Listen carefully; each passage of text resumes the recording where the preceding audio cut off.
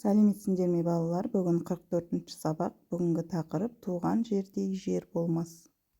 Бүгінгі сабақта сөйлеуде мақал-мәтелді қолданасың. Мәтін бойынша қойылым дайындайсың. Бірінші тапсырма: мақал-мәтелдерді оқып мәнін түсіндір. Туған жердің ауасы да шипа, туған жердің жуасы да тәтті. Туған жердің күні де ыстық, түні де ыстық. Туған жердей жер болмас, туған елдей ел болмас. Екінші тапсырма: мәтінді түсініп оқы. Шымшық пен көртышқан. Алыстағы жылы жақтан кішкентай шымшық үйшігіне оралды. Ол көзге көріне бермейтін сұр құс. Жазда біздің жақта ұя салып балапандарын өргізеді де қыста Африкаға ұшып кетеді. Шымылдыққа ұшу да оңай емес. Оның қанаты кішкентай ғана. Оның үстіне бір күн ұшса, бір күн жермен жорғалайды. Міне ол үйіне қарай жорғалап келеді. Өзен жағасындағы көгалда қызыл шілік түбінде салған ұясы туралы да ойлады. Кенет ол көртышқанды кездестірді. Іннің аузында отырған көртышқан тұмсығын шығарып: "Сен кімсің, қайда барасың?" деп сұрады.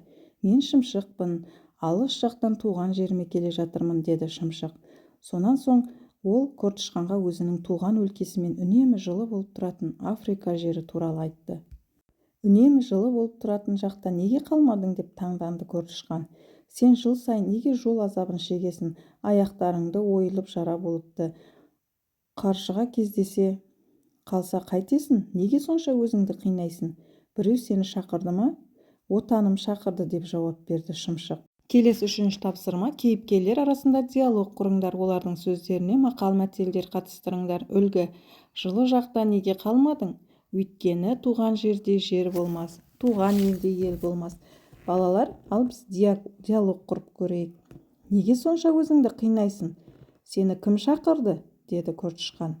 Шымшық: "Өйткені туған жердің қадірін шетте жүрсең білерсің". Төртінші тапсырма: құрған диалогты сахналаңдар. Сөздеріңе сай қимыл қозғалыстарды қолданыңдар. "Сен кімсің, қайда барасың?" тұмсығын іннен шығарып көртышқан сұрайды. "Мен шымшықпын, алыс жақтан өзімнің туған өлкеме ұшып келдім", деп шымшық Африка мен туған жері туралы айтып береді. "Сол жақта неге қалмадың? Неге өзіңді қинайсың? Біреу сені шақырды ма?" деді таңданып көртышқан.